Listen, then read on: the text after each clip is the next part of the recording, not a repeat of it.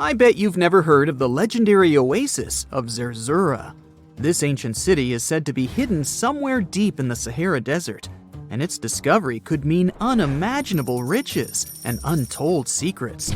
According to an anonymous 15th century Arabic guide, the key to unlocking the city lies in the beak of a bird carved on the city gate. Zerzura might not be as popular as Machu Picchu or the pyramids, but that just makes it more mysterious. Legend has it that Zerzura is built around this big oasis somewhere in the desert west of the Nile. Apparently, it's made out of white stone and has all these luxurious houses and gold decorations. The story goes that a scribe wrote down the account of a traveler who stumbled upon Zerzura while looking for his lost camel. At one point in his journey, the man got caught up in a sandstorm, where he got separated from the rest of his group. The traveler kept wandering in the desert for days, and then, out of nowhere, two men showed up and guided him to the city of Zerzura. The traveler described this city as an oasis filled with little birds and made out of pure white stonework. The city is also said to be guarded by giants. In 1835, an English Egyptologist named John Gardner Wilkinson mentioned the city in one of his books.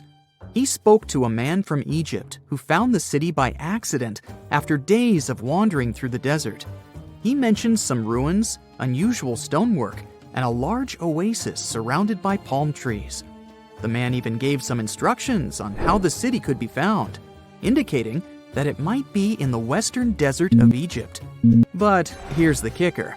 Even though a group of explorers went out to find Zerzura, they didn't succeed. At the same time, they did stumble upon a bunch of previously unknown oases. In the early 1900s, numerous expeditions were sent to find the city, including one with a fleet of Ford Model A trucks. But, alas, none were successful. Others say Zerzura did exist at one point, but not anymore. It's possible it was swallowed by the desert. It's believed that back in the day, the Sahara Desert was actually green. Scientists even found traces of ancient rivers that flowed through the area 100,000 years ago, creating green corridors across the desert. But Zerzura might have never been real to begin with. Maybe it only existed in the minds of people, a figment of their imagination as they were struggling in the African desert. For thousands of years, people have been obsessed with the hunt for another lost city, Atlantis. But if this place really existed, where on Earth, or under the sea, could it be?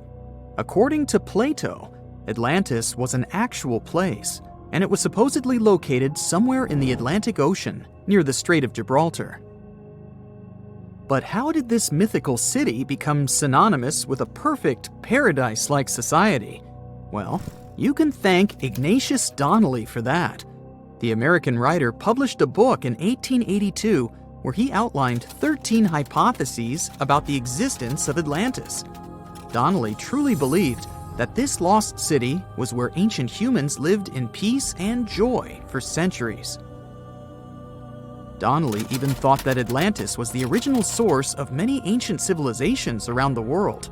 And if we just followed Plato's clues, we could totally find Atlantis. Sounds like a treasure hunt, right? What inspired Donnelly to go on this quest in the first place, you might ask? Apparently, an amateur archaeologist discovered the city of Troy, using Homer's The Iliad as a guide. Well, if Troy was real, then why not Atlantis? Back in the day, some people believed that America was the legendary Atlantis. Columbus really stirred up some excitement when he brought back news about the New World to Europe. But the real hunt for Atlantis didn't really start until the 20th and 21st centuries. Some people tried to connect the dots between a volcanic eruption on the island of Santorini and the destruction of Minoan settlements. But in 2018, a team of investigators claimed they had nailed it, announcing they had discovered concrete proof that Atlantis had existed. What was their evidence, you ask?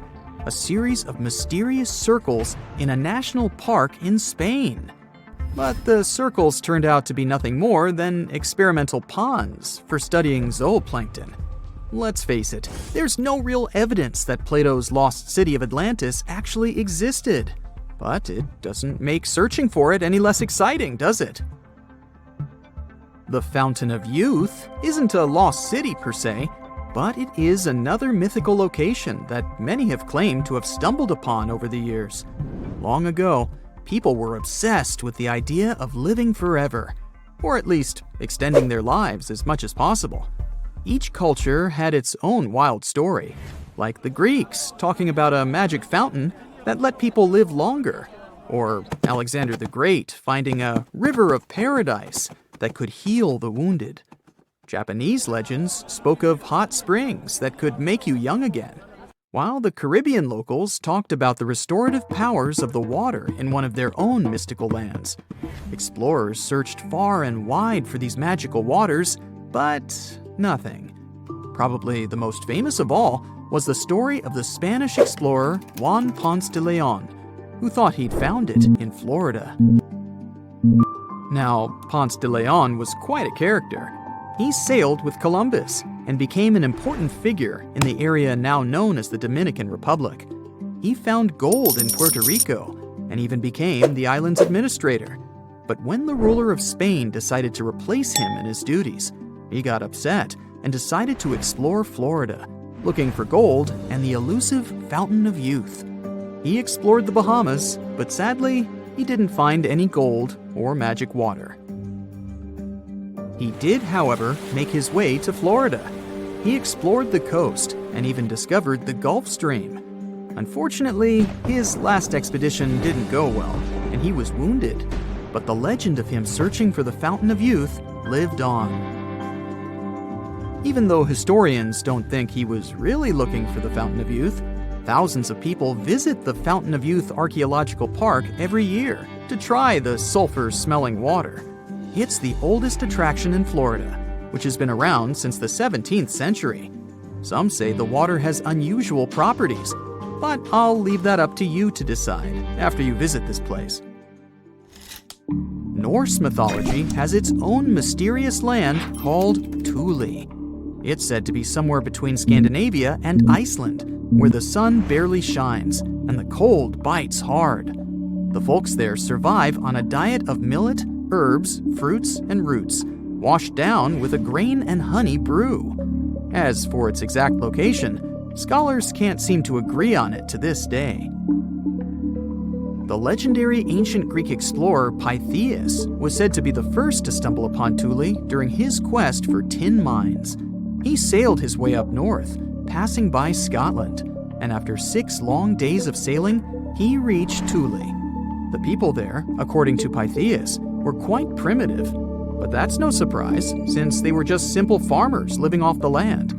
They showed Pytheas where the sun set on the shortest day of the year.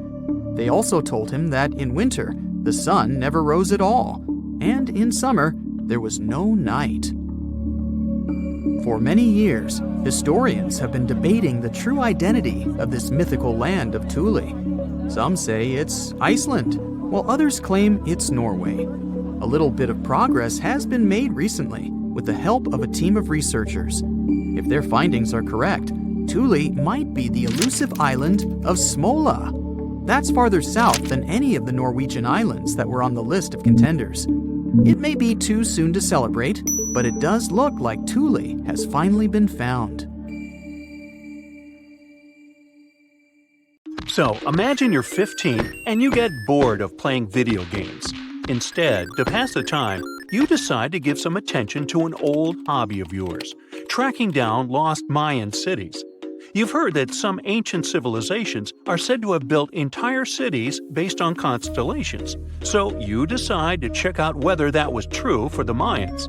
You find a book containing all the constellations the Mayan civilization believed to exist. You open good old Google Maps and map every ancient Mayan city discovered to date. You start seeing that this information actually matches. And truly, the biggest ancient Mayan cities correspond to the brightest and biggest stars of the Mayan constellations. Okay, this is getting interesting. You manage to map out over 100 ancient cities when you suddenly notice something strange. There's an area in the Yucatan Peninsula in Mexico where archaeologists have unearthed 2 Mayan cities. But on the constellation map, there are 3 stars. Could this mean there is a long-lost city waiting to be discovered nearby? You might think this sounds too daydreaming, but the story is actually true. The previous account happened to a Canadian teenager named William Gaddery. The boy is known as a science genius and had even won an award for the constellation theory we presented just now. When he noticed that a 3rd city was missing from the 23rd constellation he was examining, he began to scour the internet for satellite pictures that could help him solve this mystery. He looked into images from NASA, JAXA, a Japan-based satellite company, and Google Earth. These images were still insufficient to answer his questions, so he reached out to a friend inside the Canadian Space Agency. His friend provided him with state-of-the-art satellite imagery that gave him the answer he was looking for. According to the images, there is a large square area right on the border of Mexico and Belize, which looks like the remains of a city. William took the images to a remote sensing expert known as Dr. Armand Larocque from the University of New Brunswick. They studied the images thoroughly and concluded that the area could be housing 30 buildings and even a large pyramid. The scientific and archaeological community went crazy with the 15-year-old's discovery. Could this really be true? Some background. Lost Mayan cities began to be unearthed in the mid-20th century. Since then, ruins from cities such as Tikal, Palenque, and Uxmal have been rediscovered. The Mayans were one of the biggest pre-Columbian civilizations living in the Americas. They began to settle in the area as early as 1500 BCE. Experts believe that, at its height, the Mayan civilization consisted of over 40 cities with a population of millions of people. That's a crowd. And their cities were pretty interesting. Their civilization spanned over Mexico's Yucatan Peninsula, Guatemala, and Belize. They survived mainly on agriculture, so they developed a complex irrigation system in most of their cities. They built a series of ceremonial buildings, pyramids, plazas, and even courts for ball games. The Mayans were keen pyramid builders, but they also developed an advanced astronomical system. With whatever ancient technology they had, they were able to predict the exact location of planets, such as Venus and Mars, and they were able to predict the exact dates of eclipses. That's why the methodology William used to discover this long-lost Mayan city was unusual, but not completely surreal. The Mayans were keen astronomers, so it wouldn't be too strange that they built their major architectural feats in relation to the sky, would it? And they wouldn't be the first ones to be doing so. There is a famous fringe of Egyptology dedicated to studying how the Giza pyramids were built in perfect alignment with the Orion constellation, meaning that each pyramid was purposely built to align with one of the major stars of Orion's belt. According to William, he first had the idea to look at the Mayan constellations because he couldn't understand why the Mayans built their cities where they built them. Most major cities, such as Chichen Itza and Uxmal, aren't near any rivers or significant bodies of water. Instead, they're built on marginal lands and on top of mountains, which confused the 15-year-old. His next thought was that it might have something to do with astronomy. William named the new city he discovered Mouth of Fire, which is also my nickname, and he even won a merit award for his hard work. However, his theory was very much contested inside the archaeological community, and many Mayan experts worked to debunk William's findings. Some archaeologists say that constellation theories are too unscientific. Anthony Aveni, a renowned anthropologist and astronomer, referred to William's methodology as an act of creative imagination. He explained that there is no way to be sure what the Mayan constellations really were. It's all just hypothetical. Another debunking of William's findings came from Mayanist David Stewart, who said that the object identified on the satellite imagery is nothing but an old cornfield. His claim was supported by an expedition that took place near the area in 2021, when the archaeologists present reported there was nothing at all in this area. Still, a 15-year-old boy almost found a long-lost Mayan city, which is pretty exciting if you ask me. Similar techniques as those used by William are actually being used to unearth lost civilizations all over the world. According to space archaeologist Sarah Parquet, satellite imagery has been a key player in discovering ancient cities in Egypt and other places. Sarah herself spends most of her days scouring images for any sign of where there could have been cities long ago. What happens, she says, is that any time you have something buried, it's going to be covered either by vegetation, soil or sand, or some other modern construction on top of it. In order to assess whether there is something hidden under large canopies of vegetation or not, she uses infrared technology, for instance. A major recent discovery in Brazil was done in a similar way. Satellite imagery detected a network of trenches dating back to 200 to 1200 CE. These suggest settlements that could have supported around 60,000 people. But in this case, the satellite imagery did indeed correspond to what was on the ground. Researchers from the University of Florida found several mounds that were accompanied by ditches and geoglyphs. Archaeologists also found remnants of carefully designed walls, centered around plazas, much like the type of construction done by the ancient Mayans. Advances in satellite tech have also shed new light on long-discovered ancient Mayan cities, such as Tikal. Located in the heart of the Guatemalan jungle, Tikal is believed to have been the capital of the ancient Mayan Empire. At its height, it was comparable in importance to cities such as London or New York in today's world. It was composed of a series of complex monuments, many of them believed to have been the resting places of kings and chiefs.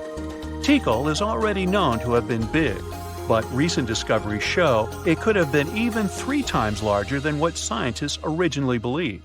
The main discovery revolves around a fortification on the outskirts of the city, indicating how far the original city stretched. And new discoveries still take place. In 2017, researchers also unearthed new clues regarding the potential causes of the decline of the Mayan civilization. Using data from a site in Seawolf, located 62 miles southwest of Tikal, scientists analyzed radiocarbon data from ceramics and archaeological excavations to extract new information about the sudden demise of this great civilization. The information shows that, instead of a sudden collapse, the Mayans most likely collapsed in waves of social instability and political crises. These events are believed to have deteriorated Mayan city centers and began causing the dispersion of the Mayan population. Wow, it seems like it's a prime time to uncover ancient ruins. What do you say? Will you give it a try as well? It used to be one of the most prosperous ancient cities. It had features that were unthinkable for other locations during the Bronze Age, like water systems and intricate architecture. Yet somehow, it didn't become famous. What's even more mysterious is that at some point, it became abandoned. Mohenjo-Daro was a thriving city during the Indus Valley civilization in the Bronze Age. It had a population of at least 40,000 people. It was close to Mesopotamia and Egypt in terms of social, cultural, and economic features. Despite this, it's lesser known than the more famous cities in these regions, like Babylon or Memphis. It was eventually abandoned by 1700 BCE, and the reason for its abandonment and the fate of its inhabitants remains unknown to this day. In 1911, archaeologists discovered the ancient city of Mohenjo-Daro after hearing reports of some unusual buildings in the area. However, local Indian authorities dismissed them as not having any historical significance, and the site remained untouched for several more years. It wasn't until 1922 that a local specialist believed he had found a buried local monument at the site. This led to large-scale excavations and the eventual naming of Mohenjo-Daro as a UNESCO World Heritage Site in 1980. The remains uncovered showed us that Mohenjo-Daro was an incredibly modern city for that time. It is considered the best preserved ruin of the Indus Valley. One of Mohenjo-Daro's most impressive features was its advanced sanitation system. Unlike in Egypt and Mesopotamia, where such appliances were only for the rich, Mohenjo-Daro had hidden toilets and covered drains throughout the city. Excavations have uncovered over 700 wells, as well as private baths and a large communal bath. Remarkably, even private homes had toilets, and waste was efficiently disposed of through a city-wide sewage system. The people of Mohenjo-Daro were highly aware of their surroundings. As the city was located near the Indus River, they built a strong defense against floods by using clever drainage systems. Over the centuries, they produced beautifully crafted pottery, jewelry, figurines, and other items that were traded as far as Mesopotamia and present-day Oman. Archaeologists have observed the use of standardized building materials in this ancient city, even though they didn't have the necessary machines back in the day. Interestingly, all the bricks were nearly the same. This shows great attention to detail in the city's design, as using consistent bricks creates an elegant look in the spaces within the city. People living in this area used the Indus Valley script to communicate with each other. This mysterious alphabet might be the key to unlocking more secrets from Mohenjo-Daro. It was a language that used symbols instead of letters and had over 400 signs. Problem is, we're still trying to figure it out. The mystery of what caused the end of the Indus civilization and Mohenjo-Daro remains unsolved. Some archaeologists suggest that the Indus River might have changed its direction. This could have led to problems in cultivating food if there was suddenly too much water in the city. However, there is no evidence that flooding destroyed the area, or that it was completely abandoned at once. A change in the river's course couldn't have been enough for the entire Indus civilization to disappear. Mohenjo-Daro isn't the only lost town from Eastern civilizations. Ross Island, for instance, was once known as the Paris of the East due to its stunning architecture and gardens. However, the island is now a shadow of its former self, with the buildings being largely overtaken by tree roots and vines. Located 1.8 miles off the coast of Port Blair, India, the small territory was initially used as a jail, but later became a luxurious resort for its administrators. After the complex was closed in 1937, an earthquake further damaged the island and it became uninhabitable. Today, the island is managed by the Indian government and attracts tourists interested in exploring abandoned towns. Another lost city tells the story of why Kolmanskop, a ghost town located in Namibia, is still home to remnants of German architecture. Once a luxury destination in the early 1900s, it was settled by German workers looking for diamonds. The city boasted amenities such as a ballroom, a hospital, and even a bowling alley. However, its popularity began to wane in the late 1910s when another diamond-rich location was discovered nearby. Most of the inhabitants left in search of better fortunes, leaving the buildings behind. The hot climate and low humidity have preserved the structures over time, and tourists can now visit this desert ghost town from the nearby town of Lüderitz. Hashima Island is a reminder of how nature reclaims its land when humans leave. It was famously featured in a James Bond movie due to its eerie atmosphere. The island was initially opened in 1881 for undersea coal mining, and the population of the island grew to a peak of 5,000 people in 1959. Unfortunately, the mines closed in the 1970s, and people began to slowly leave the island, resulting in complete abandonment in a period of 3 months.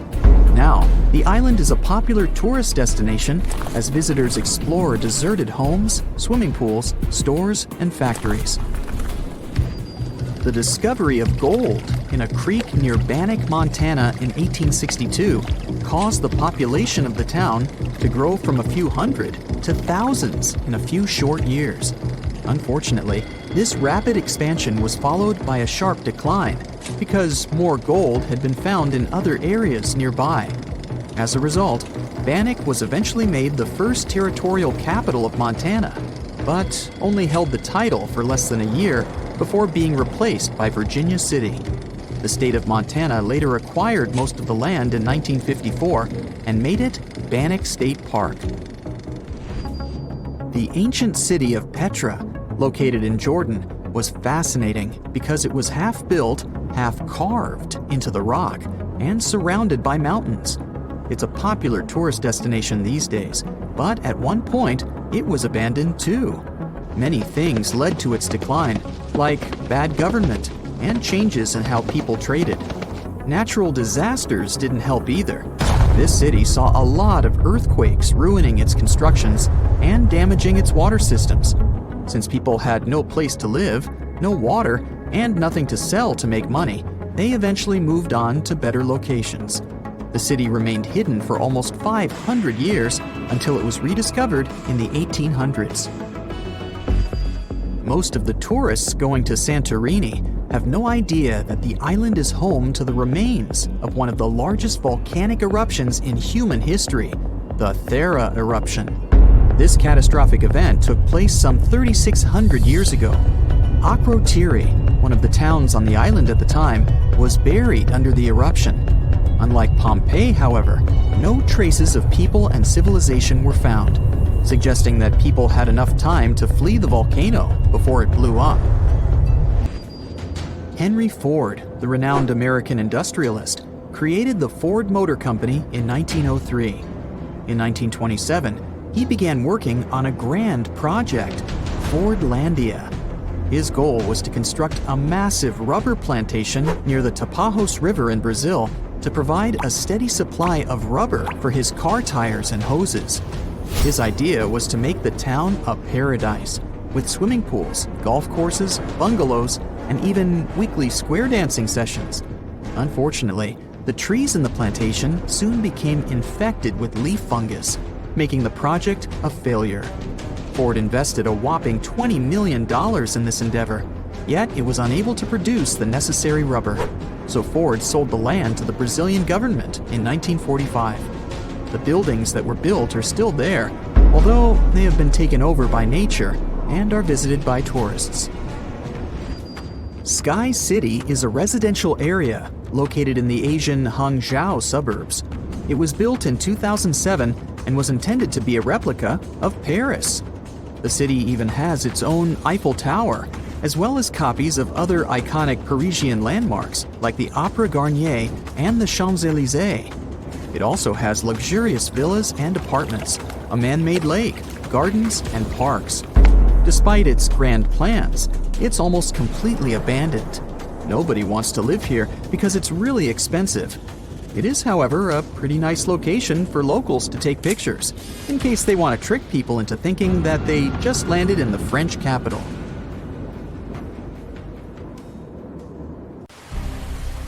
It was April 10th, 1912.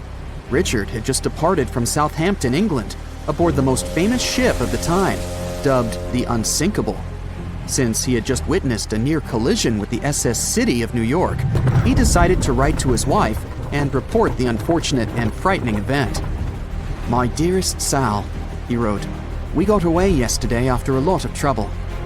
Little did he know that a mere 4 days later, both his pen and the ship he was on would be lost forever at the bottom of the North Atlantic Ocean. Was this some sort of bad omen? Did Richard actually foresee what was about to happen to the ship he was on?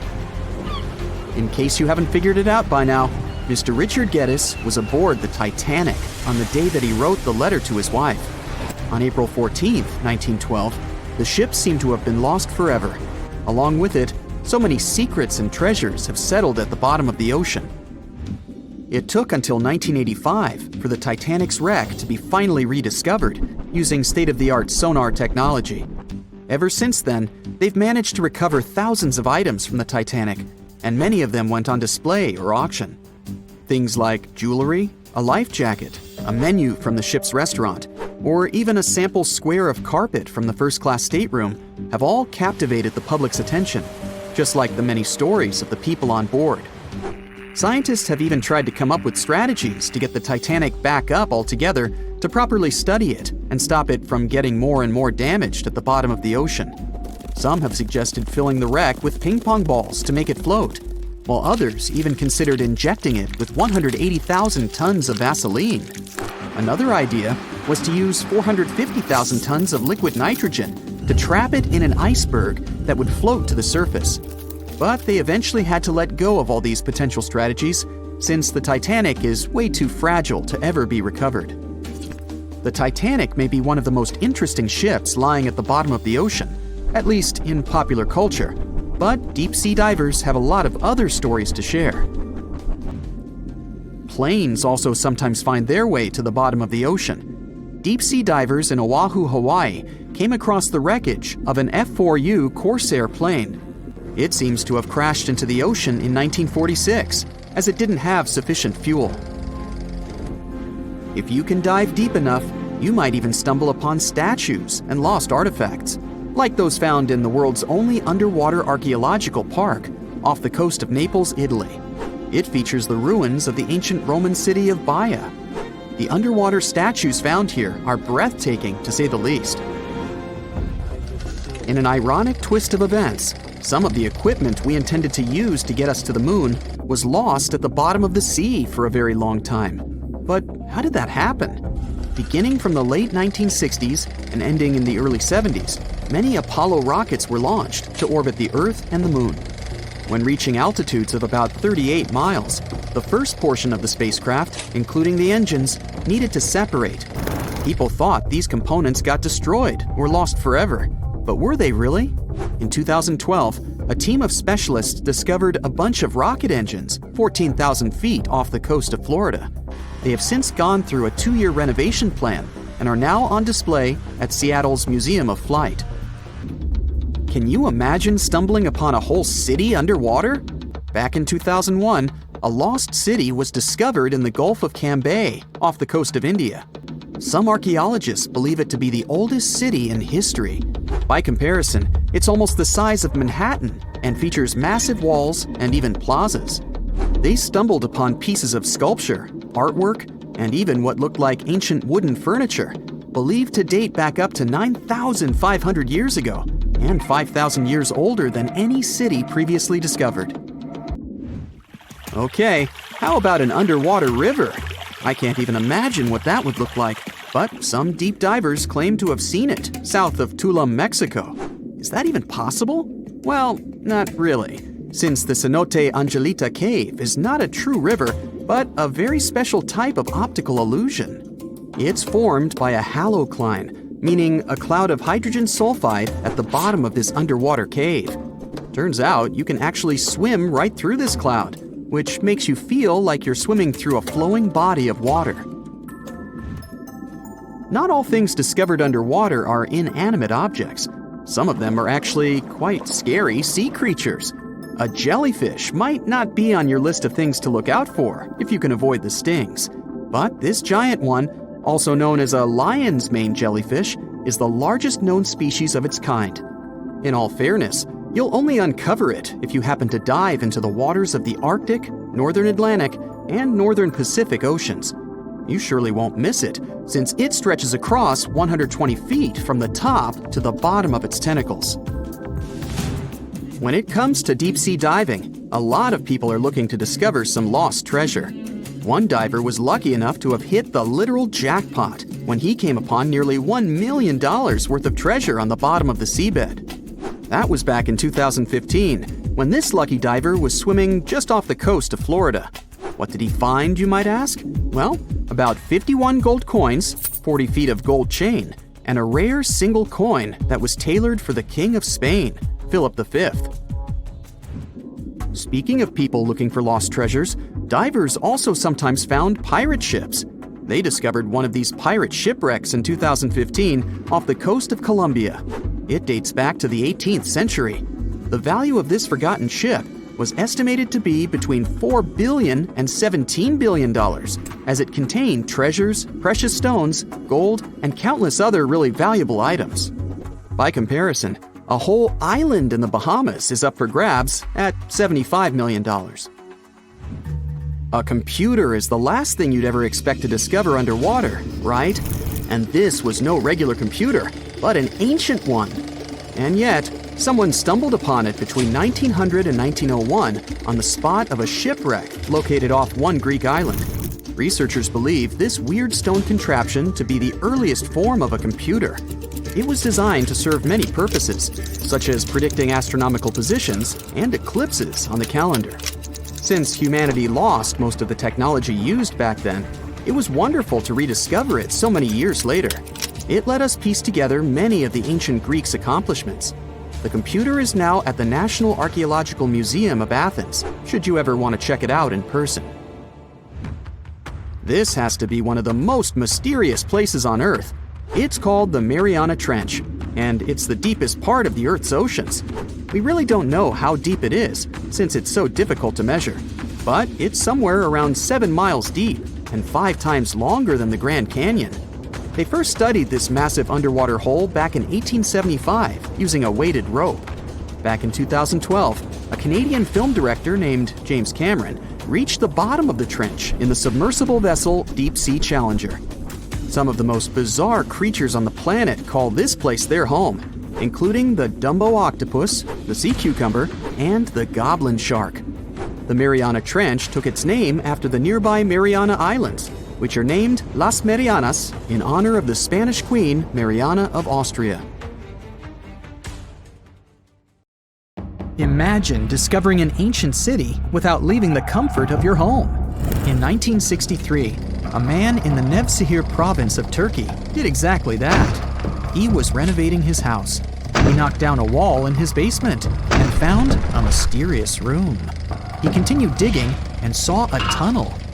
This is how Derinkuyu underground city was found. Derinkuyu is one of the deepest multi-level underground settlements of Cappadocia and in all of Turkey.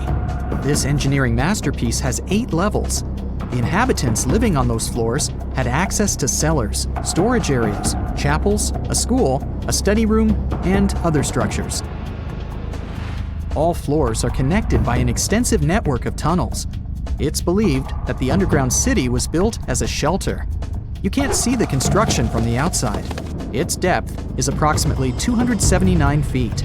The complex was large enough to shelter about 20,000 people, plus their livestock and food supplies. There's also a 180-foot ventilation shaft. People used it both for ventilation and as a well. The well supplied water both to the villagers living on the surface and to those hiding in the underground city. Interestingly, those living on the bottom levels were able to cut off the water supply for the upper and ground levels. This kept the water safe from potential poisoning. The place was designed for protection. The tunnels could be blocked from the inside with huge round rolling stone doors. The passageways were extremely narrow. Potential invaders had to enter the tunnels one at a time. Seems like they thought of everything in the 7th century BCE. Archaeologists believed the Phrygians were the ones who first built the levels. After them, the structure was used and enhanced in Roman times. This was when the chapels were added. The golden time of Derinkuyu, however, was during the Byzantine era. But how did these people manage to create such tunnels? Well, the rock they carved them into wasn't usual. It was soft volcanic rock. It appeared due to a geological process that began millions of years ago. Volcanic eruptions covered the area in thick ash. It then solidified into this soft rock. When the natural forces of wind and water eroded softer parts, only hard elements remained. Fun fact, fairy chimneys are also made of intricately shaped volcanic soft rock, but they formed naturally without any human intervention. I'm still in Turkey, but this time, my destination is Çanakkale, where a myth came to life. For 3,000 years, people believed that Homer's Iliad was fiction and that Troy never existed. In 1863, everything changed. Expatriate Frank Calvert discovered ancient ruins in western Turkey. He was convinced they belonged to the ancient city of Troy. Heinrich Schliemann examined this area in 1868.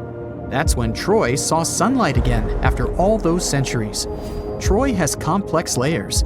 Over the years, 9 ancient cities were built on top of one another. Historians say that the area was strategically located between Europe and Asia, so it became a prosperous trade and cultural center. This strategic position made Troy attractive throughout history. After the Trojan conflict, the city was abandoned between the years 1100 to 700 BCE. Then Greek settlers rediscovered the area, and Alexander the Great ruled there. The Romans then invaded the city. Speaking of this event, the first thing you would see when visiting the site is a replica of the wooden Trojan horse from a movie shot in 2004. The next stop is Lothal. In the 1950s, Lothal and several other Harappan sites were discovered in India. These new provinces extended the boundaries of the Indus Valley civilization. Lothal was an important part of the Harappan civilization. It had vast cotton and rice fields. Plus, it had a bead-making factory. Beads were made from semi-precious stones, like agate. Many of these beads were later found in Mesopotamia, which serves as evidence that Lothal was a thriving trading port. Archaeologists believe that the city was part of an ancient trade route. Traces of agriculture? Check. Traces of trade? Check. What else? The remains of residential buildings, streets, bathing pavements, and drains. Some real city planning, and impressive examples of early urbanization. The town was well constructed. There were modern houses. Some of them had 6 rooms, bathrooms, a large courtyard, and even a veranda. Lothal also had the world's oldest known dock. It linked the city with the Sabarmati River and the trade route. The ancient Mayan city of Calakmul is located in southern Mexico in the tropical forest of the Tierras Bajas. From 500 CE to 800 CE, Calakmul was home to over 50,000 people. There was a central plaza surrounded by outer districts. And if we count both the inhabitants of all those outer areas and those who lived in the center, Calakmul had a population of more than 1.5 million people. It was a city that was habitable for 12 centuries. It's believed that the place had more constructions than any other excavated Maya settlements in the region. After 1000 CE, the Maya civilization there faced a downfall. The settlement that was once the center of Mesoamerica was almost completely abandoned. The ancient city was at the heart of the second largest tropical forest in America. The site is well preserved, so today, if you were to visit it, you would be able to picture what life looked like in ancient Mayan times. The city remains include architectural complexes and sculpted monuments, defensive systems, quarries, water management features, agricultural terraces, massive temple pyramids, and palaces, not to mention a variety of body ornaments and other accompanying objects. It proves that complex state-organized societies lived in this tropical forest. The Mayans depicted nature in their paintings, pottery, sculptures, rituals, and even food. I'm moving on to a place people thought didn't really exist. The city of Heracleion appeared only in a few inscriptions and ancient texts. Turns out, it was waiting to be discovered for thousands of years. Scientists searched the majority of the coast of Egypt. But then, archaeologist Frank Gaudio and his team detected a colossal face looking at them from under the water. The ancient city of Heracleion was discovered completely submerged 4 miles off Alexandria's coast. In the ruins of the lost city, there were 64 ships, 700 anchors, and a treasure trove of gold coins. Archaeologists consider a 16-foot tall statue and the temple remains the most important findings discovered by the expedition. Back then, the city had ceremonies and celebrations that took place in the Temple of Amun. The ruins and artifacts were made from granite and diorite, so they were in good condition even after having been in contact with water for centuries. They give people a glimpse into what life was like 2,300 years ago in one of the most important trade ports of the world. The city had a network of canals. You can think of it as an ancient Egyptian Venice. The canals linked many separate harbors and anchorages. Towers, temples, houses, and other structures were also linked by bridges. Heracleion was the country's main port for international trade and the collection of taxes. No one really knows how the city ended up submerged, but archaeologists connect it with natural causes. At the end of the 2nd century BCE, most probably after a flood, Heracleion got covered with water. Then, Alexandria, the city founded by Alexander the Great, became more glorious than Heracleion.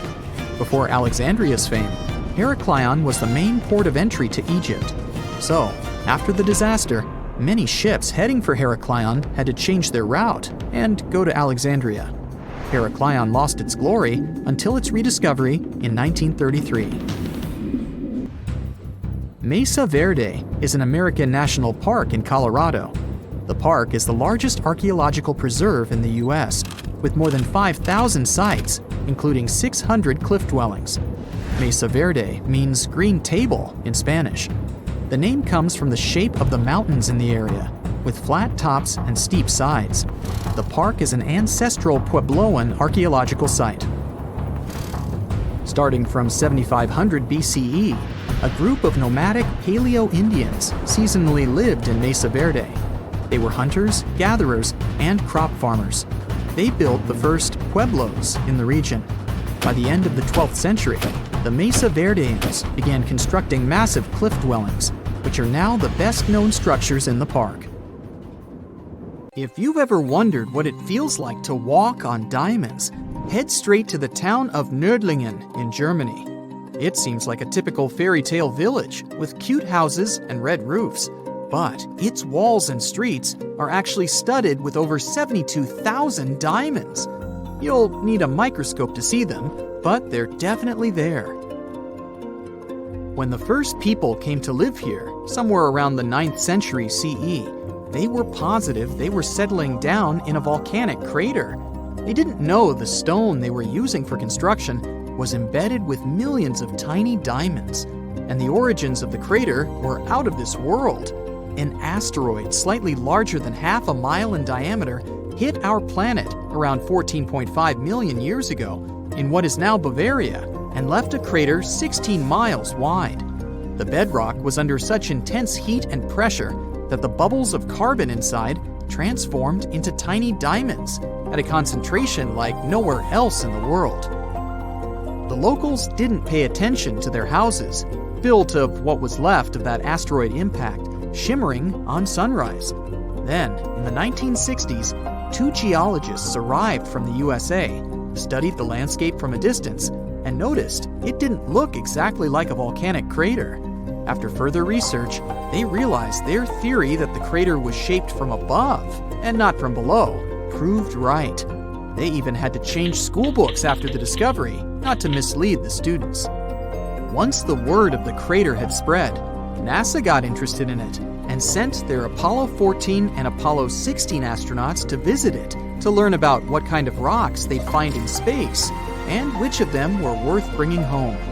A moon rock that arrived with one of the missions is now on display at the local museum, and astronauts still visit the place.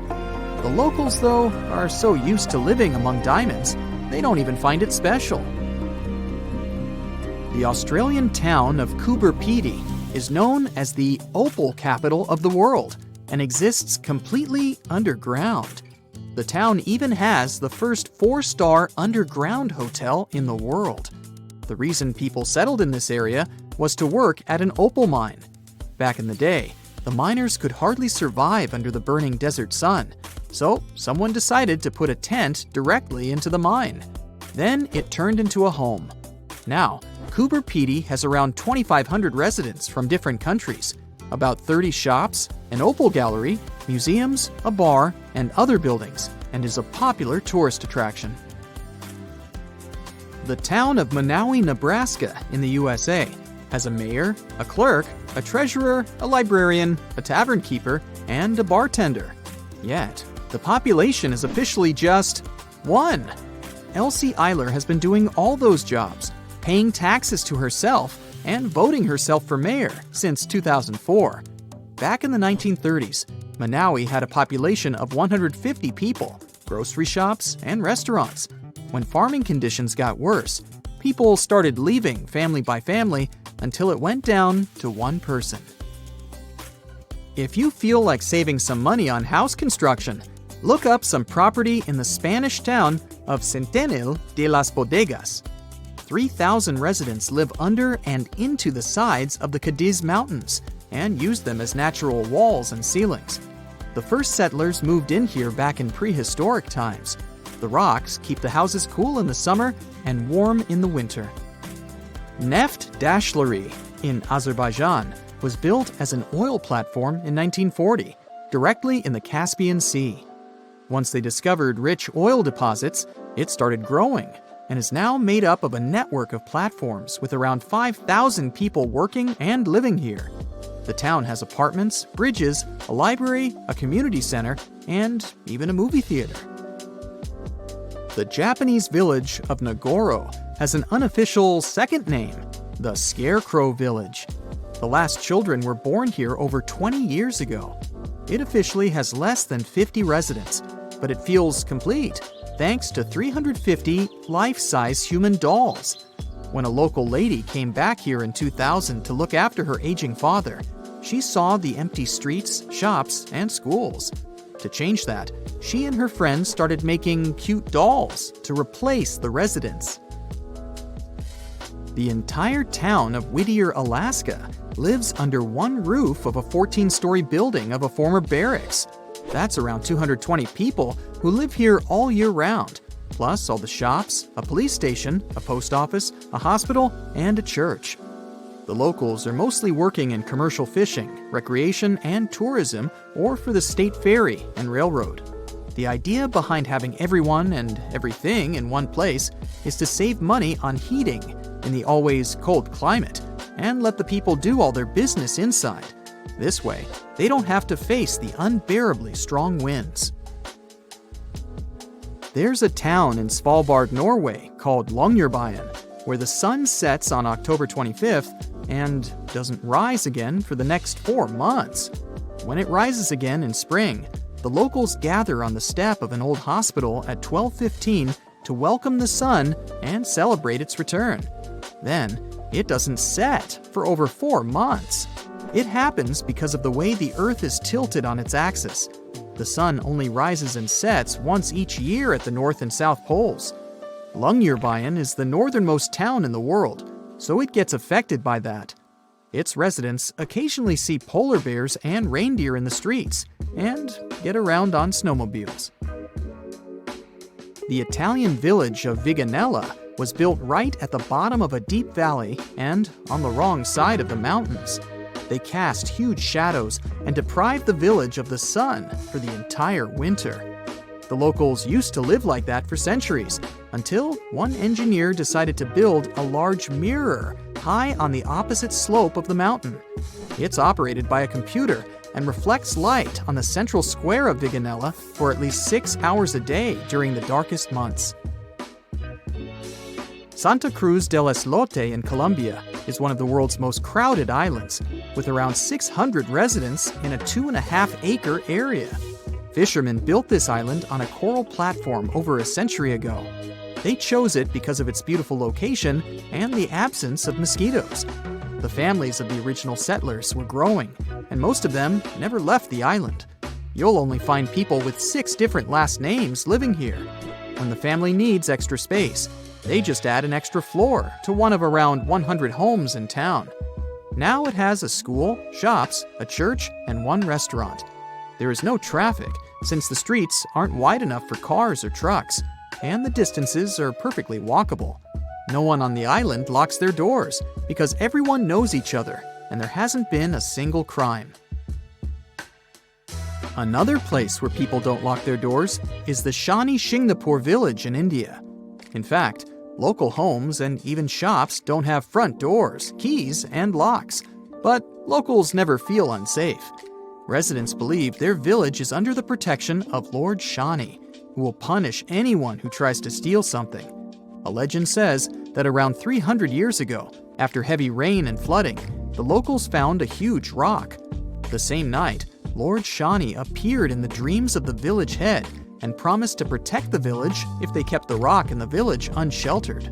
The deity would live on the rock and oversee the village. Once the first bank opened in the village, they added a glass entrance and a barely visible electromagnetic lock with a remote control to respect the tradition. If you're looking for the most relaxed place in the world, check out the Villages in Florida. You can't move here unless there is at least one person over 55 in your home. And you'd have to leave behind any family members under 19. The most popular means of transportation in the villages is a golf cart. There are all sorts of free fun activities for the residents, so it's far from boring. China's Yunnan province has a county that's situated right in the valley between two mountains and on either side of the Nanqi River. And this place stretches quite far. It's considered to be the narrowest city in the world. Yanjin County is connected by a few bridges and has many amazing colorful buildings along the riverbank. In the upper levels of the town, a bit away from the river, there are many shops and restaurants pinned side to side, both traditional and modern looking. You can walk along the road with the river right below you and know that you're standing in the middle of the city. Well, sort of. Technically, the middle of the city are the bridges. The county is 37 miles north to south and 25 miles east to west, including the mountains. The population is almost 500,000 people, and the territory is more than 770 square miles. There are two rivers that split into three parts.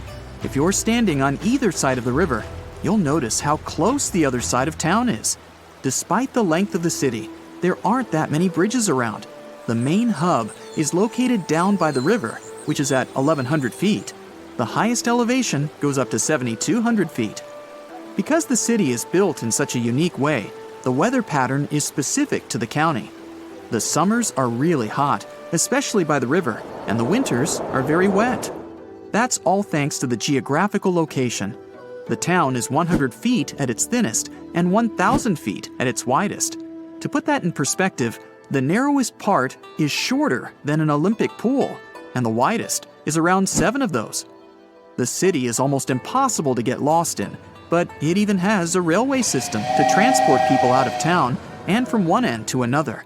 It's situated slightly above the river towards the mountains and goes through a small tunnel in one of them. You can catch some amazing views while relaxing on a smooth train ride.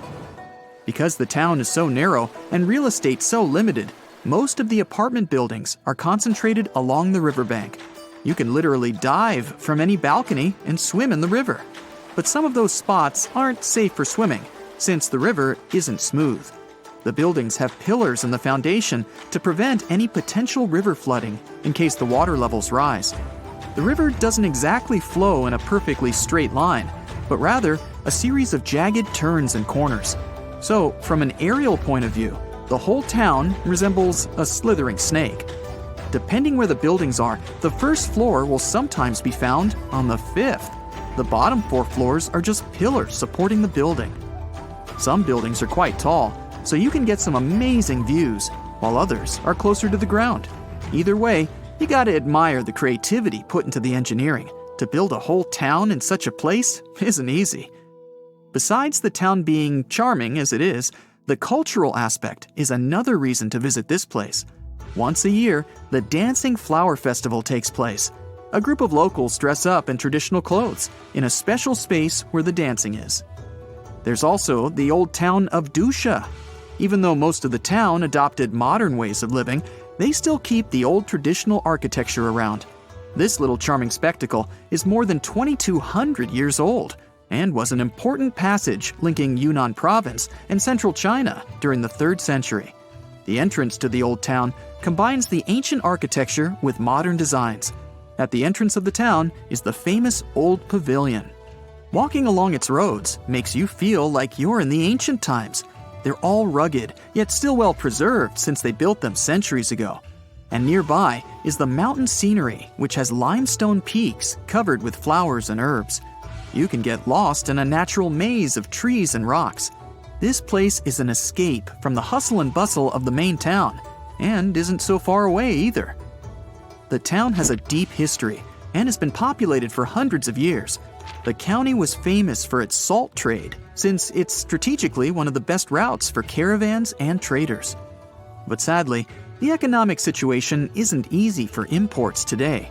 Since there's only one access road to the town, trucks bringing in goods are always limited.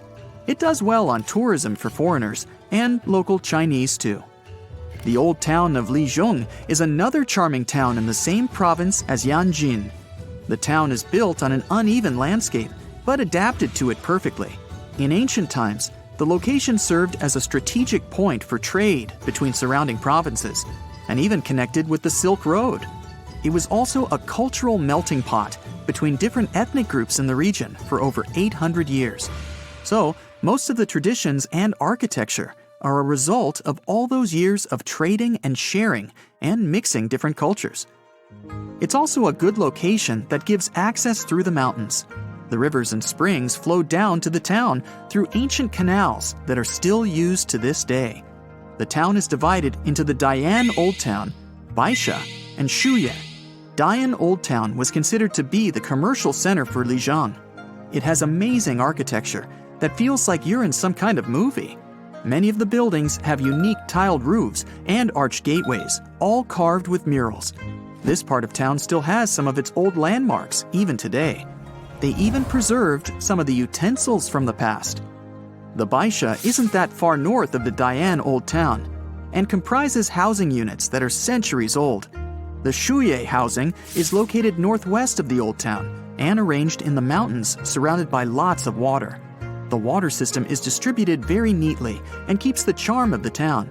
Here, you can find a blend of many cultures and traditions collected throughout the centuries. The old town of Lijiang is a unity between people and nature. They utilize the mountains, trees, rivers, and architecture to create a perfect harmony for living. The water originally comes from the snowy mountains and flows to the town and supplies the farms. The whole town itself is built around the water, which influenced the style, landscape, urban layout, and everything else in between. Many canals are linked to the buildings and alleyways to make sure the town doesn't go dry. Yangzhou is famous for its bamboo cruise boats for fishing and transportation. It's surrounded by broad expanses of land and mountains in the background. In these boat tours, you can have an up-close experience of the traditional village life and how they fish to sustain themselves. You can even find some unique wildlife lurking around. Besides the river, the town is located in the center of the mountains, with the river not too far away. The marketplace is buzzing with local artisans, displaying their works and art for tourists to bring home. You can find cycling trips in various places and let the cheerful atmosphere sink in. Moon Hill is famous for the amazing panoramic view of the mountain peaks and the rest of the province. You can also check out the water cave if you have an extra taste for adventure. And while you're at it, you can go climbing, kayaking, and trekking. To get an even better view of everything, you can catch a ride on a hot air balloon that'll float you to the top and immerse yourself in the beautiful landscape. You can get a view of the stone village perched on top of a hill surrounded by walls dating back centuries. The place is around 1400 years old and is also a mix between different ethnic groups, adding the richness to the culture. Many locals have kept the same festivals and customs, but even though the place has deeply rooted cultural traditions, it's adapted to the modern ways of life. The Amazon River, the boat, and dense jungle on both sides. All is silent. Only the engine is revving, and you look around nervously under the earnest gaze of the Peruvian guide. Suddenly, the man smiles and points ahead. This is it. You've finally arrived at Iquitos. The city is hidden deep within the Amazon rainforest. On one side, Iquitos is surrounded by water, and on the other lies thick, impenetrable rainforest as far as the eye can see, making this city extremely difficult to reach. First, you had to fly to Peru's capital, Lima, a vibrant coastal city. From there, you traveled by bus through Peru's vast jagged mountains before being plunged into the heart of the Amazon rainforest. 3 days into this bus journey, you reached a small town where the road suddenly stopped. At over 140 square miles, Iquitos is the largest continental city in the world that cannot be reached by road. You're still over 200 miles away from Iquitos, so from here you take a boat ride along the hot, humid Amazon River before finally reaching the remote city 5 days after you left Lima. When you arrive in the city, you notice many of the houses are built on tall stilts. This is because, in the springtime, the river surrounding Iquitos swells up, submerging parts of the city in water. For this, Iquitos has been nicknamed the Venice of the Amazon. The stilted houses are tall enough to avoid the murky waters of the Amazon River. You hear loud buzzing coming from all around the city. It sounds like a gang of bikers have arrived. In reality, these are motocarrios. There are very few cars in Iquitos. Instead, they have motorcycles with small passenger cabins attached to them. There are around 45,000 of these things whizzing around Iquitos, making the city very noisy. Your trip to the most isolated places has just begun. So, you head to Norway and arrive in the capital city Oslo. Immediately, you hop on another plane. After a 3-hour flight, you land at the world's northernmost public airport, Longyearbyen. You step off the plane to see a small and colorful town enclosed by snow-topped mountains. There's no settlement further to the north than this. Longyearbyen translates to the Long Year Town, named after its American founder, coal miner John Longyear. You take a walk along the coast of the small town. The water is a beautiful crystal blue. You decide to dip your toe in to test it out. Ow! Bad idea. The average temperature of the water here is 32 degrees, making it ice cold. In the distance, you can make out a fuzzy white creature. It's a polar bear. In fact, it's a group of them. In Longyearbyen, polar bears famously outnumber humans. Around 3,000 of these animals populate the area compared to the human population of 2,300. Finally, the sun sets. You grab a blanket and sit back to take in the stunning view of the northern lights. Now, imagine you're walking in the scorching heat across Egypt's Great Sand Sea. You've been walking for miles, hours, days even, dreaming of water, greenery, and a place to rest, when suddenly you come across a small settlement with olive groves, palm trees, and even freshwater springs. This isn't a heat-induced mirage. It's the Siwa Oasis, an Egyptian city of 23,000 people and a miracle of nature. You travel here by flying to Egypt's capital, Cairo, and then embarking on a lengthy and desolate bus ride across the desert. When you finally spot some greenery amongst the sand, you have reached the Siwa Oasis. After refreshing yourself in the cool waters of the springs, you explore the city further and come across ancient ruins. This city has existed since 10,000 BCE, and many historical remnants can still be found there today. Amongst these ruins, you notice there are newer buildings. These are where the modern-day Siwi people live. You spend some time with the Siwi, a friendly and unique community of Egyptians. They tell you all about their city. The Siwa Oasis is located in the middle of the Sahara Desert, and due to its harsh climate, it's one of the most remote cities in the world. You notice how dry the air is and how scorching the sun feels. Reaching highs of 118 degrees Fahrenheit, this heat makes the Siwa Oasis a difficult place to live. It's time to travel to a more balanced climate. You head northeast and arrive in Russia's capital, Moscow. From there, you take a flight east again, traveling further and further across Russia until you're closer to Alaska than to Moscow. You've reached the city of Petropavlovsk, which translates to City of Peter and Paul. The first thing you see are giant mountains surrounding the city, cutting it off from the rest of the world. These mountains are in fact volcanoes. In this far eastern part of Russia, there are more than 300 volcanoes, including 29 active ones. These volcanoes stop any roads from reaching Petropavlovsk. The city depends on flights and boats to import supplies. You turn away from the volcanoes to stare out at the blue, shimmering ocean. The water looks nice, so you head down to the beach where a crowd of sea lions are sunbathing along the sand.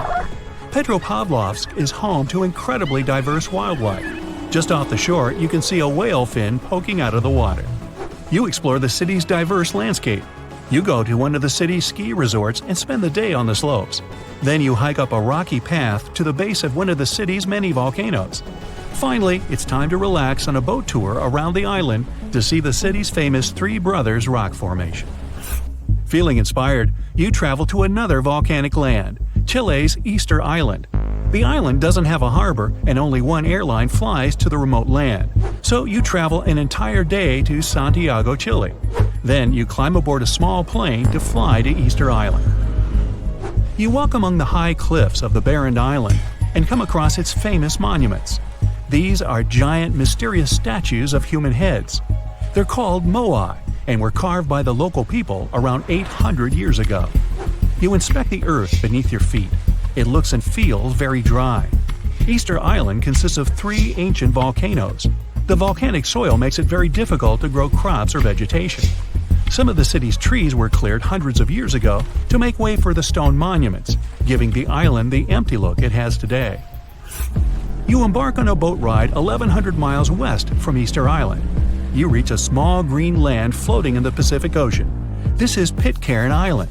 You might recall that this place played a major role in the mutiny on the Bounty.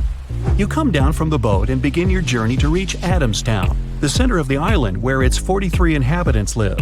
To reach Adamstown, you hike the Hill of Difficulty, a steep and rocky 200-foot climb to the top of the island. Now that you've finally made it here, you can explore the diverse and unique nature of the land. Pitcairn Island is home to the largest marine reserve in the world. You take a snorkeling trip and swim alongside all kinds of exotic fish. You explore vibrant coral reefs and even catch sight of a rare humpback whale. Dreaming of the great days of the old Wild West, you decide to travel to Supai, Arizona. To get to this Native American settlement and fragment of the past, you drive along America's famous Route 66. You stop, seemingly in the middle of nowhere with only desert land as far as the eye can see. Then you follow an 8-mile walking trail to reach Supai. You hike down into the Grand Canyon, almost 3,000 feet deep.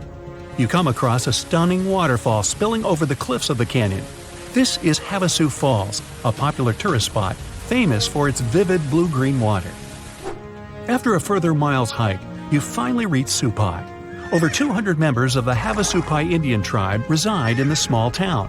It's often referred to as the most remote town in the United States. To your left, you see several mules making their way across town with packages on their backs. Because no roads lead to this small settlement, mail is delivered by a mule train. Without it, it would take the average mail carrier a 16-hour hike to complete this route. You walk around the area and come across many more towering blue waterfalls. The untouched nature and great views of the Grand Canyon make the long hike worthwhile. After a beautiful sunset, nighttime falls, and there are no lights for miles. The land is lit up by the countless stars shining overhead. Is the Big Apple getting a little too heavy for its own good? A recent study revealed that New York City is sinking. And get this, it's all because of those towering skyscrapers. Apparently, the whole event is called subsidence, which is when the Earth's surface settles bit by bit, or suddenly sinks. Soft sediments shifting and the weight of the city itself are the culprits behind this sinking sensation. Now, don't get too alarmed. The study found that New York is sinking at a rate of 0.04 to 0.07 inches per year. Sure, that doesn't sound like much, but there are parts of the city that are sinking even faster than that. This sinking situation could cause some trouble for the city, especially since it's already pretty low-lying and home to over 8 million people. So it's important that local authorities come up with some strategies to tackle the growing flood risk and rising sea levels. Although, I'm not sure building giant seawalls is the way to go. We might need to get a little more creative than that. Geologists want to make sure we're all aware that building more high-rises near the coast, rivers, or lakes could contribute to future flood risks. So we really need to think twice before we start constructing skyscrapers left and right. In recent studies, scientists calculated the total mass of all the buildings in New York City, over 1 million of them, and it adds up to a whopping 1.68 trillion pounds. Talk about a heavy load. Now, they didn't include the weight of the roads, sidewalks, bridges, and other paved areas, so you can only imagine how much more weight is added to the city.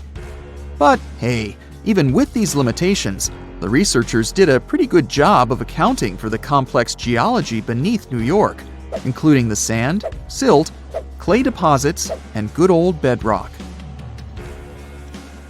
They found out that certain types of soil, like clay and artificial fill, are more prone to subsidence.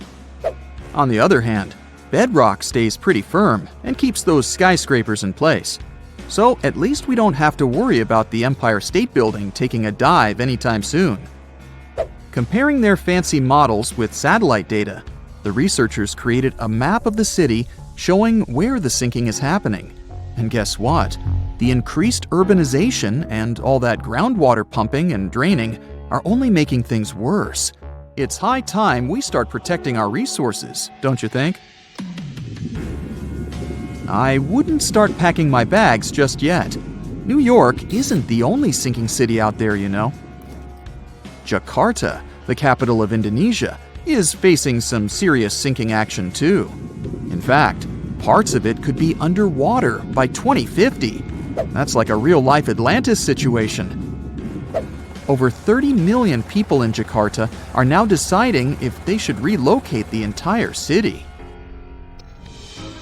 If there's a city out there we should worry about sinking, that's Venice for sure. But why is it so eager to take a dive, you might ask? Well, let me tell you the complex truth. You see, Venice decided to set up shop on a marshy lagoon with shoddy foundations. As time went by, the ground underneath just couldn't hold it together and started compacting like a squished marshmallow. On top of that, the city's been slurping up groundwater like it's going out of style or something. The cherry on top of this mushy cake is that the sea levels have also been slowly rising. And guess what? Those sneaky plate tectonics are having a laugh by shoving the Adriatic plate under the Apennine Mountains, giving Venice an extra push downward. Someone had the bright idea to stop pumping groundwater, thinking they could stop the sinking shenanigans. But hold your gondolas. A new study revealed that the sinking hasn't completely stopped, just slowed down a bit. It turns out the whole area is tilting ever so slightly to the east, with Venice perched on the slightly higher end. You must be wondering how much Venice sinks in a year, right? Brace yourself for this shocking revelation. It's sinking at a rate of about 0.04 to 0.07 inches a year, similar to New York. At this pace, in the next 20 years, it could sink a whopping 3 inches below sea level. To avoid turning into a Venetian fishbowl, locals are frantically building special barriers to keep the water from crashing into the lagoon. But don't hold your breath, because this project has had more delays than you'd expect. Oh, and have you noticed that charming old-style vibe in Venice? It's not just because they're fans of the vintage look. Those salty waters have been wreaking havoc on the buildings, thanks to the water levels constantly breaching the original damp-proofing. Now the water's cozying up to the masonry, and the ground floors of many apartments are no longer safe enough to live in. Now, when will Venice take a dive into the abyss? It's hard to say for sure. Subsidence and rising sea levels are as slow and unpredictable as a turtle in a marathon. But experts have playfully warned that if things continue as they are, Venice could be doing the backstroke beneath the waves by 2100. Fear not, though. They're doing their best to protect this floating gem of history and culture from becoming a Hollywood disaster flick. So don't cancel that Venice day trip just yet. New Orleans has a peculiar watery situation going on too. You see, this lively place was initially built just a smidge above sea level, and now it's gradually sinking. Back in the day, when an area of the city called the French Quarter was just popping up, folks had to make do with what they had. They scored the best land they could find, but it was only about 10 feet above sea level. And let's not forget, the rest of the city is as flat as a pancake, with the areas around the French Quarter being just a hair lower. Now, even though they knew they were up against some soggy odds, the resourceful New Orleans residents did their best to elevate their houses above the flood-prone land they chose as their home. There's more. The ground beneath New Orleans is as wobbly as a plate of Jell-O. Architects had to keep things short and sweet, because they feared the soil couldn't handle the weight of taller structures. They played it safe, sticking to 2 or 2.5 stories. Here's where it gets interesting. The city installed a fancy drainage system in the 1900s, thinking it would solve their water woes. And while it did help with the marshes and all, it inadvertently sucked the life out of the soil. Yep, the ground was left high and dry, without enough sediment and water to keep it steady. As a result, those former marshes sank as if they were in a quicksand competition. By the 1930s, things got even more topsy-turvy. 1/3 of the city was below sea level, and by the time Hurricane Katrina made its grand entrance, that number skyrocketed to around 50%. Oh, and here's the icing on the cake. Sea levels decided to join the party, rising faster than a helium balloon. So now, not only is New Orleans sinking, but the surrounding area is also at various degrees below sea level. So what can we do about all these sinking cities? Well, for instance, we could manage our water consumption a bit better. We can't just keep sucking groundwater out of the earth like there's no tomorrow. We've got to find new ways to quench our urban centers' thirst. Think about it. We could purify surface waters, or even turn salty seawater into a sweet solution. Of course, we'll need a boatload of energy to make it all work. Speaking of great urban water management, let me tell you about a town in Denmark called Nye. These guys have got it all figured out. They collect rainwater and use it to supply their toilets and washing machines. Talk about resourcefulness. Now that's what I call a splash of genius. Have you ever wondered how cool buildings of the future are going to look? Well, hold on tight because artificial intelligence is here to revolutionize the world of architecture. AI is a great sidekick. It can give the architects incredible new tools to create mind-blowing structures that are not only stunning, but also eco-friendly and super efficient. So let's check what our beautiful future might look like. First of all, you know how cities can get crazy busy and overwhelming, right? Well, guess what? AI is here to save the day and make our cities super smart. Imagine you're cruising down the road in your flying car. Yes, we'll have those. Thanks to AI, the traffic flows like a dream.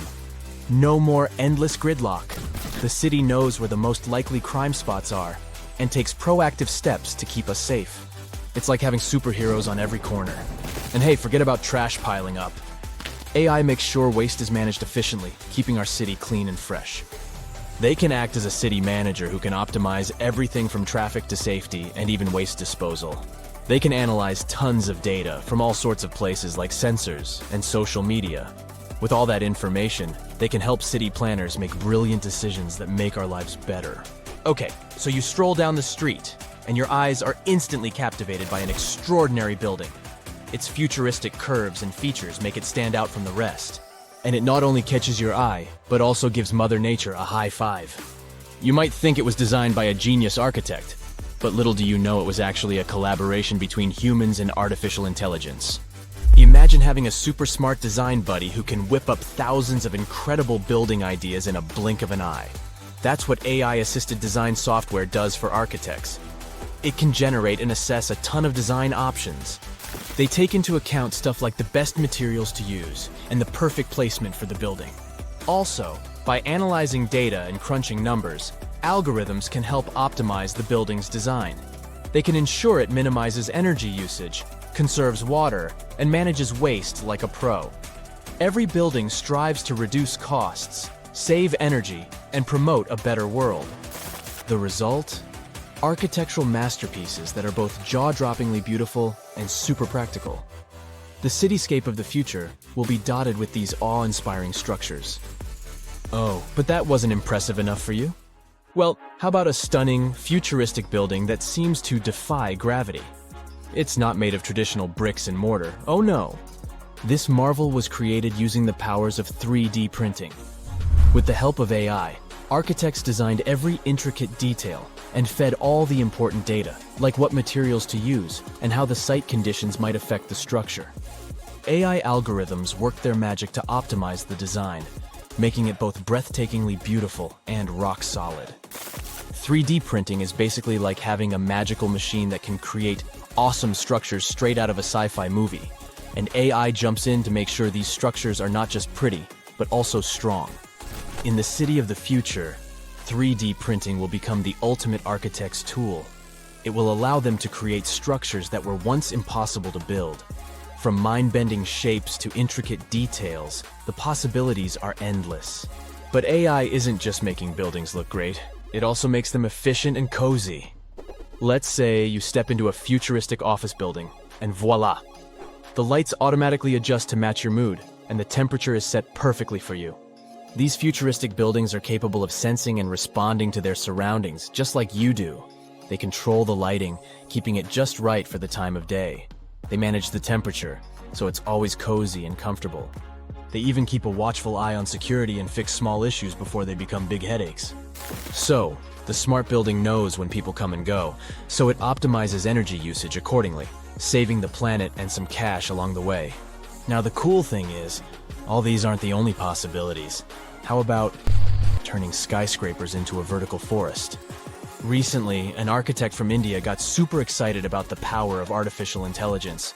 So, he decided to team up with an image bot called Midjourney to create a vision for the future. But instead of a dull, robotic world, they aimed for something spectacular. With text prompts like utopian technology and futuristic towers, the architect and AI got to work. Guess what? Midjourney didn't disappoint. It conjured up a world where buildings were covered in lush vertical forests and adorned with shapes inspired by nature. They wanted to create a sustainable future that harmonized with the environment. The architect, Manas Bhatia, is super positive about AI's potential. He doesn't see it as a threat to his job, but as a powerful tool for positive change. He envisions a future where architects and AI collaborate to make breathtaking designs. In his project, Bhatia even asked the AI to imagine symbiotic and hollowed structures, and it responded with pictures of apartments nestled within hollowed-out trees. Imagine a world where the building itself becomes a living, breathing part of nature. Well, Bhatia believes that nature should play a big role in architecture. He loves designing structures that embrace nature's beauty and functionality. From buildings built around trees to facades that regulate temperature, he's all about blending architecture with the natural world. With architects like Bhatia and the superpowers of AI, the future of cities is going to be amazing. So get ready to step into a world where nature and technology coexist in perfect harmony. It's a dream we can't wait to see come true. Or, if you're not a big fan of trees, how about this?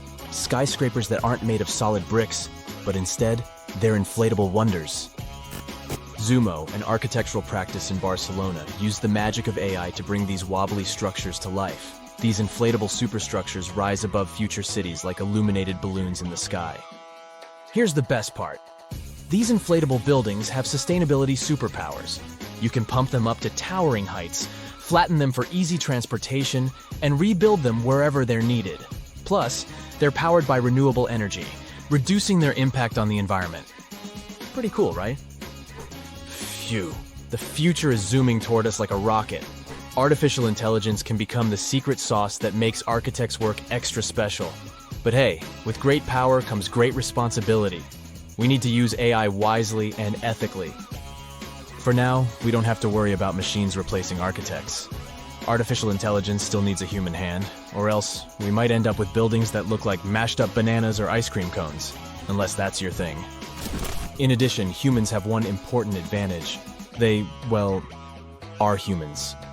We need to keep in mind that artificial intelligence doesn't have emotional intelligence. It's a brainy genius, but it can't fully understand the feelings and vibes we humans crave in our spaces. So, we must remember to infuse our designs with that human touch, those warm and fuzzy elements that make us go, "Ah, I feel right at home." And let's not forget that AI is still learning. It's basically just taking its first steps, and we need to be patient and give it time to grow. Rushing things too quickly could lead to wonky designs or buildings that look like a jumbled puzzle. This might look cool if you like avant-garde architecture, but for regular folk, no thanks. So, as the future unfolds at warp speed, let's embrace the wonders of AI in architecture. But let's also remember to balance its brilliance with our own human touch. Together, we can create a future where buildings are not just functional, but also filled with heart and soul. It's an adventure that's out of this world. You are lost deep within the jungle in the Yucatan Peninsula in Mexico. There are strange noises all around you, and to make it worse, the sun is setting. Soon, you'll be alone in the middle of an unknown rainforest. Guess it was a pretty bad idea to come looking for El Dorado on your own, wasn't it? You keep walking as fast as you can, when suddenly, wait! What's this you're seeing? It looks like large stairways made out of stone. This definitely doesn't look natural, so you take a picture. Maybe you didn't strike gold, but you might have just found something relevant. Congratulations! You found Akamtun, a long-lost Mayan city, hidden 37 miles into the jungle. The name literally translates to stone column. Stone was probably in at the time, so these guys used a lot of it to build their pyramids, houses, and even ball courts. If you ever thought that Europeans invented ball games, think twice. Mayans love to play ball games for recreational purposes.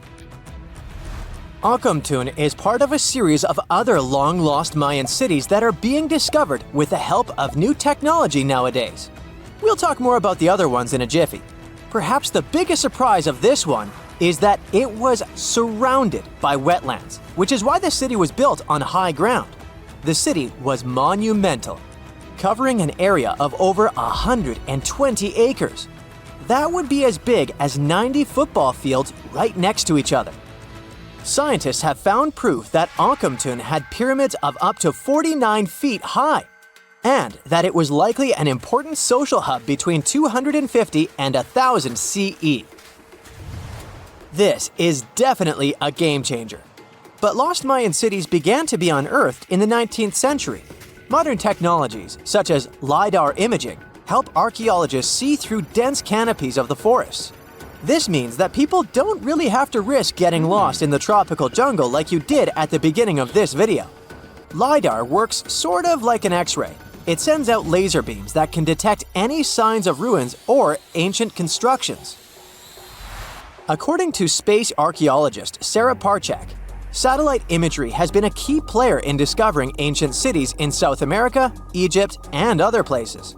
Sarah herself spends most of her days scouring images for any signs of where there could have been cities long ago. She says that more often than not, what happens is that ruins are covered by vegetation, soil, or sand, which makes them super tricky to find.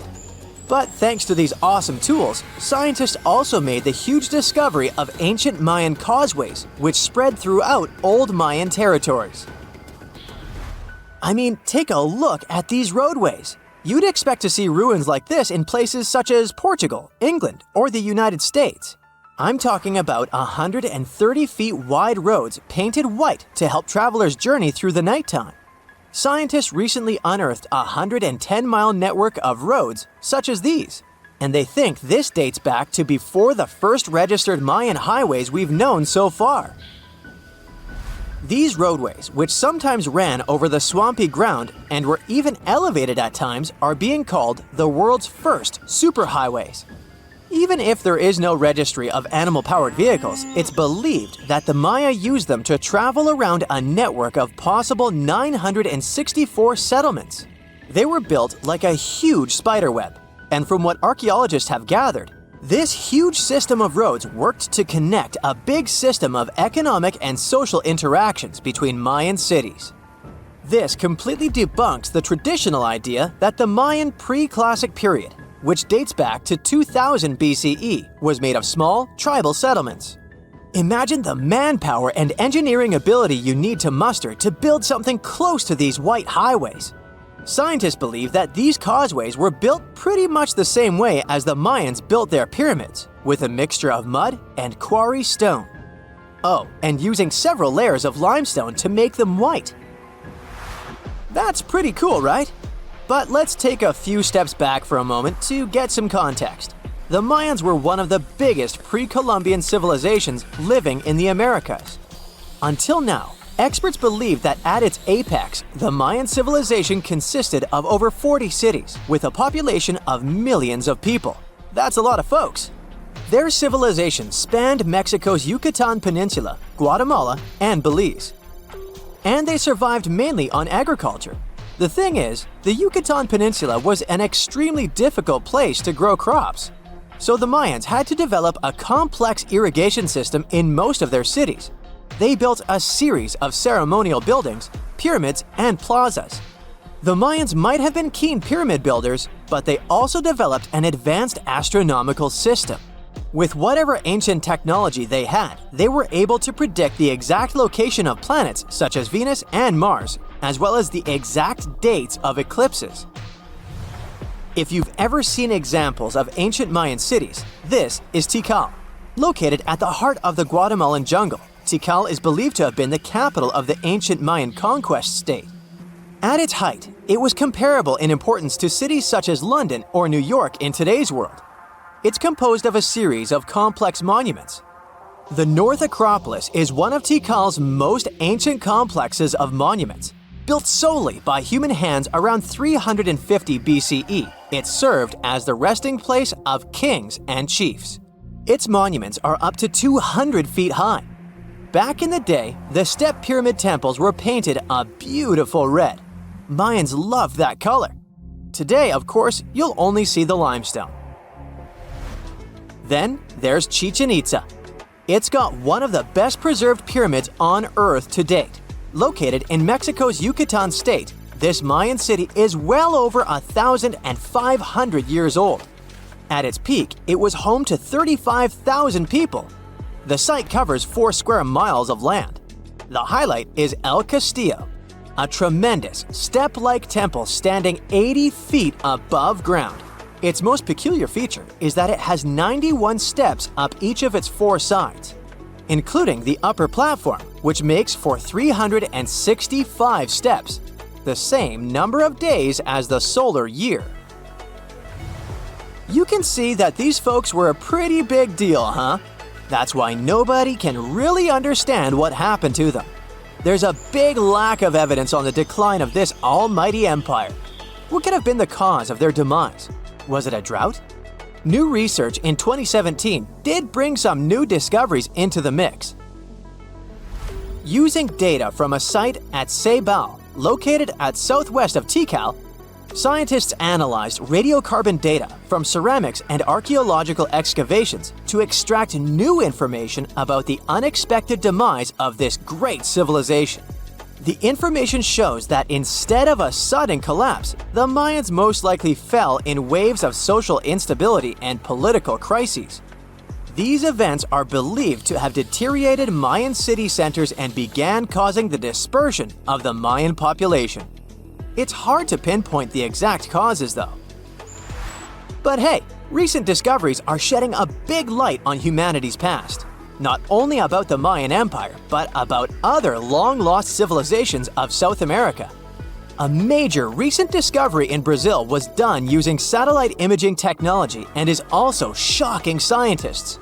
Some images from near the Xingu River, also in the Amazon, suggest that cities of millions of people might have existed inside the jungle, way before our modern civilization ever existed. I mean, if this doesn't shock you, I don't know what will. Satellite imagery also detected a network of trenches, dating back to 200 and 1,200 CE in the Bolivian Amazon forest. These proofs suggest settlements that could have supported around 60,000 people right in the middle of the Amazon forest. When researchers from the University of Florida went on ground to check the satellite information, they were shocked to find several mounds that were accompanied by ditches and geoglyphs. Archaeologists also found remnants of carefully designed walls centered around plazas, much like the type of construction done by the ancient Mayans.